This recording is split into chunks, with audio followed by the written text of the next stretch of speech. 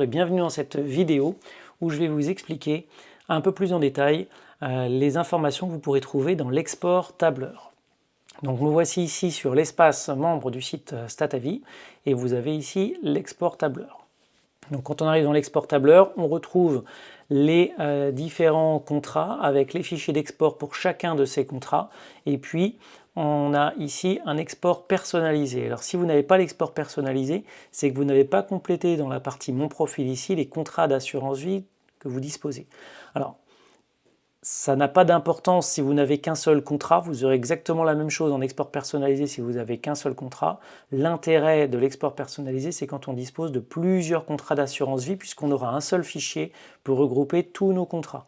Donc, si vous n'avez qu'un seul contrat d'assurance vie, je vous demanderai même de ne pas mettre l'export personnalisé, parce que moi, ça nécessite des calculs supplémentaires pour mon site qui crée ces exports personnalisés pour chacun des membres et ça prend de la ressource. Donc si vous avez qu'un seul contrat, ça n'a aucun intérêt d'avoir un export personnalisé.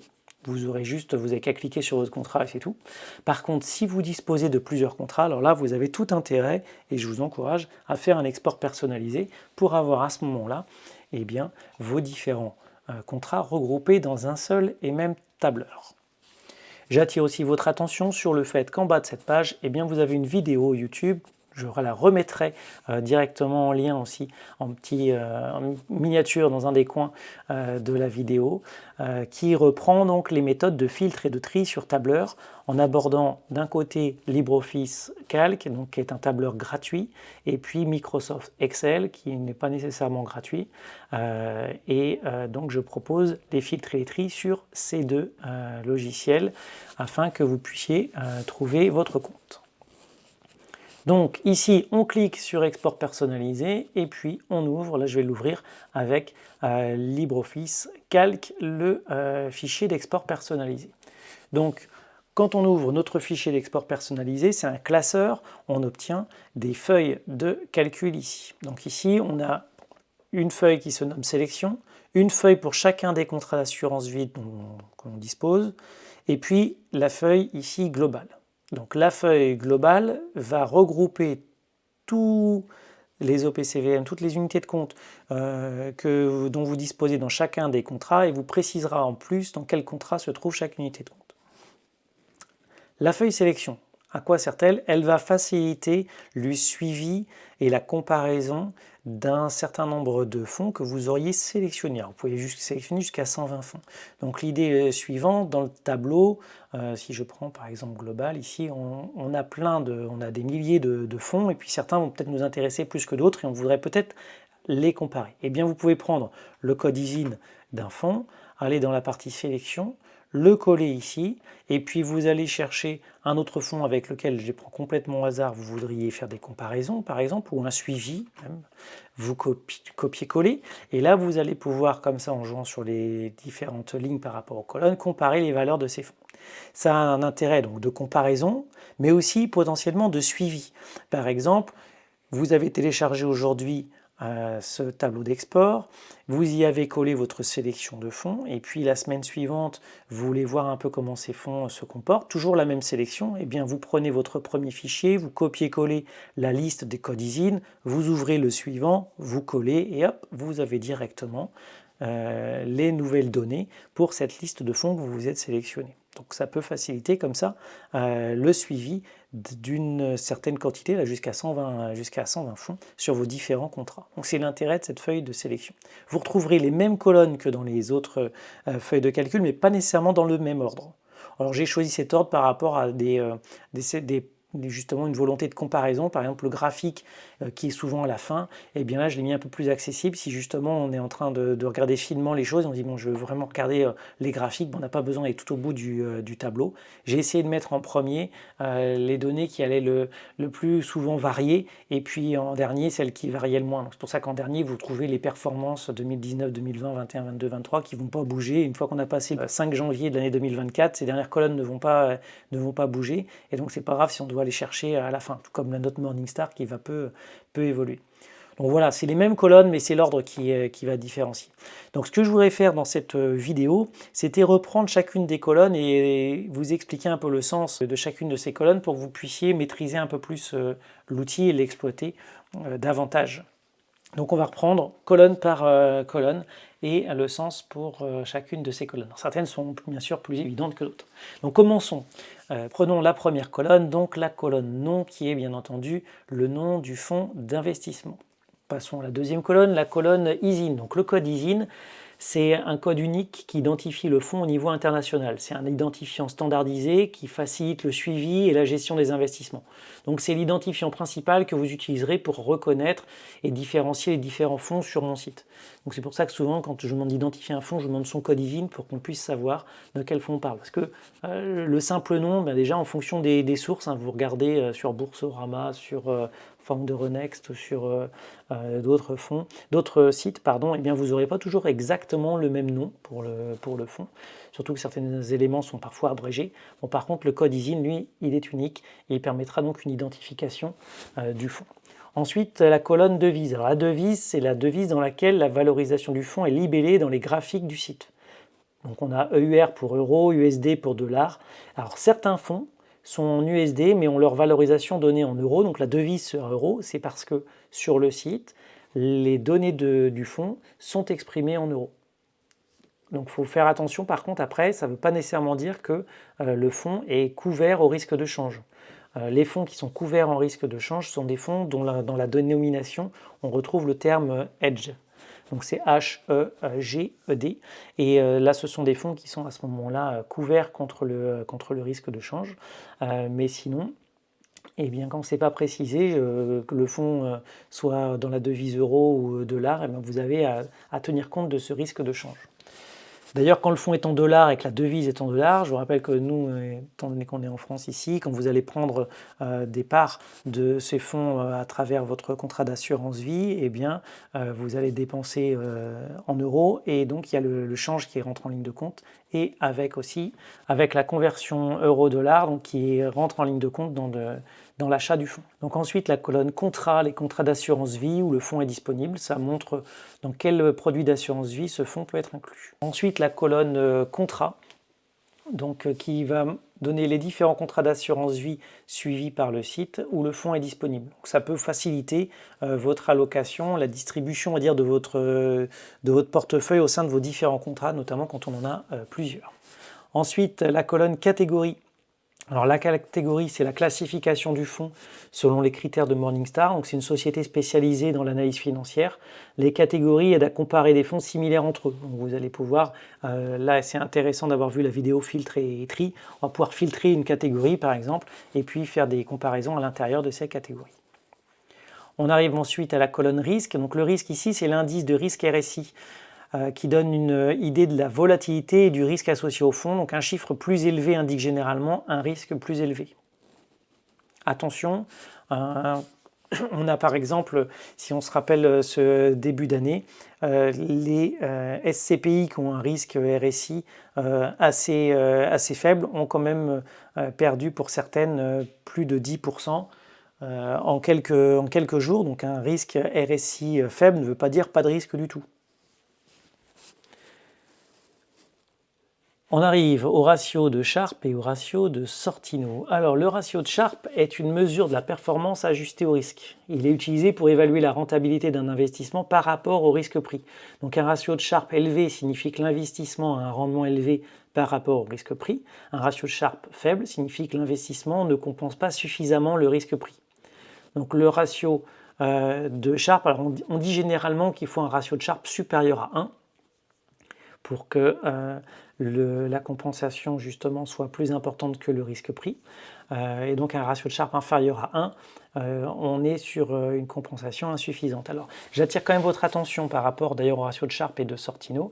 Mes ratios de Sharpe et de Sortino sont calculés quotidiennement, ça c'est parce que c'est pour pas m'embêter dans l'algorithme du robot. Tous les jours, il recalcule les ratios de Sharpe et de Sortino en fonction de la valorisation du jour, la dernière valorisation connue.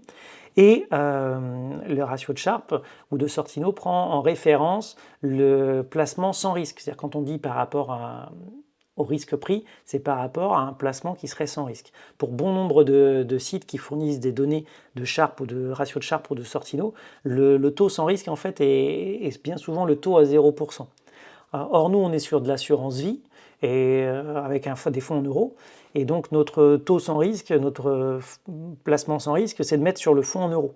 Donc, moi, mes ratios de Sharpe et de Sortino, ils sont calculés avec un placement sans risque qui correspond à une moyenne, en fait, des fonds euros sur nos contrats pour que ce soit plus cohérent avec notre situation où on a la possibilité de faire un placement sans risque en plaçant sur nos fonds euros garantis.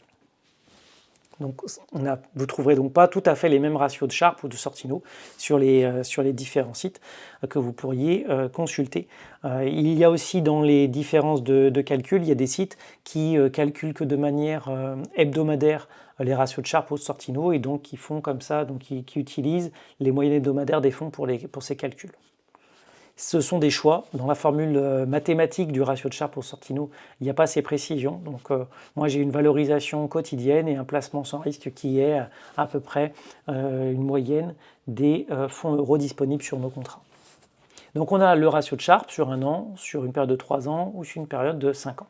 Vient ensuite le ratio de Sortino. Alors le ratio de Sortino, il est similaire au ratio de Sharpe, mais il se concentre uniquement sur les rendements négatifs, sur les pertes. Parce que le ratio de Sharpe, lui, il évalue la rentabilité par rapport à un risque-prix, mais cette volatilité qui est prise en compte dans le ratio de Sharpe, c'est la volatilité à la hausse comme à la baisse. Or nous, en fait, quand un fonds monte, c'est plutôt quelque chose qui nous plaît plutôt que quelque chose qui nous inquiète. Et donc le ratio de Sortino va lui plutôt se focaliser sur les rendements négatifs, sur les pertes, la volatilité négative, ce qui va le rendre plus pertinent pour évaluer le risque de perte d'un investissement. Donc un ratio de Sortino élevé va indiquer que l'investissement a un bon rendement par rapport au risque de perte.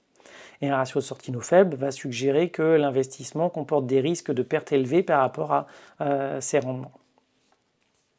Là encore, l'idéal, le référence, normalement, c'est 1. C'est au-dessus de 1, c'est bien. En dessous de 1, c'est déjà moins bien. Puis après, dans les négatifs, là, on va dire que c'est cata. Donc, ratio de Sortino sur un an, sur 3 ans, sur 5 ans. On arrive ensuite à la volatilité. Donc, ça mesure la fluctuation du prix du fonds, à la hausse comme à la baisse. Plus la volatilité est élevée, plus les fluctuations sont importantes et les variations vont être entre guillemets violentes. Donc on a la volatilité sur une période d'1 an, sur une période de 3 ans ou sur une période de 5 ans. On arrive ensuite aux colonnes de perte, perte 1 an, perte 3 ans ou perte 5 ans. Donc ici c'est la perte maximale sur 1 an, sur 3 ans ou sur 5 ans. Donc c'est la plus grande baisse en valeur que le fonds a subie pendant cette période. C'est le pire qui pouvait vous arriver sur cette période. Sur l'année, sur un an, là, de date à date, là, de la dernière valorisation à moins 1 an, quelle était la pire perte qu'on aurait pu prendre si on avait fait les plus mauvais choix, c'est-à-dire d'une certaine façon acheté au plus haut, vendu au plus bas. Et bien là, on a donc, par exemple, pour le premier fonds ici, moins 9%. Sur 3 ans, le pire qui pouvait nous arriver, c'était une perte de 34%. Mais je répète, c'est le pire du pire. Si vous avez acheté au plus haut, vous avez vendu au plus bas sur la période de 3 ans. Donc là, on a eu des cracks qui sont intervenus aussi sur ces périodes. Donc on retrouve le risque pris. On a ensuite la baisse relative. Alors la colonne baisse relative, ici dans les tons rouges un peu, là, c'est le pourcentage de baisse par rapport au dernier plus haut sur un an. Donc ça c'est important à savoir, c'est la baisse relative sur un an. Donc ça indique combien le fonds a baissé par rapport à son pic le plus récent, le pic de l'année, en fait. Pas de l'année 1er janvier, mais sur une année. Donc ici, par exemple, on est à 7%. En dessous, le plus haut sur un an. Ensuite, on arrive à la note Morningstar. Donc, note Morningstar du fonds, c'est généralement exprimé, là ici, notamment, c'est un nombre d'étoiles, de 1 à 5 étoiles. Et quand il n'y a rien dans la case, c'est que Morningstar n'a pas donné d'évaluation pour ce fonds. Alors, ça peut être parce que le fonds n'a pas une antériorité suffisante. C'est pas parce qu'un fonds n'a pas de note Morningstar que c'est une note de 0. D'accord, faut plutôt considérer que Morningstar n'a pas évalué ce fonds. On arrive ensuite sur la colonne donc, des performances annuelles. Donc on a la performance sur les 5 dernières années, donc là 2019, 2020, 21, 22, 23, parce que nous sommes, jour où j'enregistre, en 2024. Puis on enchaîne avec les évolutions du fonds, donc évolution en pourcentage, évolution sur une semaine, sur un mois, sur un trimestre, sur 6 mois, depuis le 1er janvier, sur un an, sur 3 ans. assez classique comme données. Le tout par rapport à la dernière valorisation du fond connu. La colonne plus haut. Alors la colonne plus haut, c'est une distance en pourcentage au plus haut sur toute la période connue du fond. Je répète, ce n'est pas sur un an par rapport à la baisse relative, c'est sur la période connue du fond. Donc si le site StatAvis a des données sur ce fond de 5 ans, de 6 ans, de 7 ans, eh bien ce sera par rapport au plus haut sur toute la période. On pourrait dire que c'est donc sur le plus haut historique. Donc ça nous montre à quelle distance du plus haut on est par rapport au plus haut historique. Donc là on est à 7,52% du plus haut historique. Donc une hausse de 7,52% nous amènera au plus haut historique. Quand on est à 0, eh bien c'est qu'on est au plus haut historique. Ensuite, les colonnes moyennes mobiles exponentielles. Alors, les moyennes mobiles exponentielles sont des indicateurs techniques utilisés pour analyser les tendances des prix des fonds. Elles lissent les données de prix en accordant plus de poids aux prix récents, ce qui les rend plus sensibles aux nouvelles informations. Donc ça, c'est une particularité des moyennes mobiles exponentielles. On parle souvent de moyenne mobile exponentielle ou de moyenne mobile arithmétique. Les moyennes mobiles exponentielles ont cette particularité qu'elles mettent un poids plus important aux données récentes. Alors, ça peut être un avantage ou un inconvénient, en tout cas c'est bien à prendre en compte. Les données les plus récentes vont faire évoluer plus significativement la moyenne mobile exponentielle. Donc on a la moyenne mobile exponentielle sur 20 séances, sur 50 séances ou sur 150 séances. Ça va nous permettre d'avoir un lissage quand même du fond.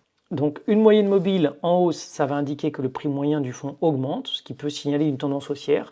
Et une moyenne mobile exponentielle en baisse indique que le prix moyen du fond diminue, ce qui peut signaler une tendance baissière. Bien sûr, vous pourriez me dire, mais pourquoi pas la moyenne mobile exponentielle à 70 plutôt qu'à 50 ? Eh bien écoutez, il faut faire un choix et quand on écoute les uns, les autres, eh bien 50, 70. Les uns conseillent 50, les autres 70. Bon là j'ai fait le choix de la moyenne mobile 50, la moyenne mobile 20 pour la moyenne mobile courte, la moyenne mobile 50 pour la moyenne moyenne et la moyenne mobile exponentielle longue, la moyenne mobile exponentielle 150. Eh bien, il ne nous reste plus que deux colonnes.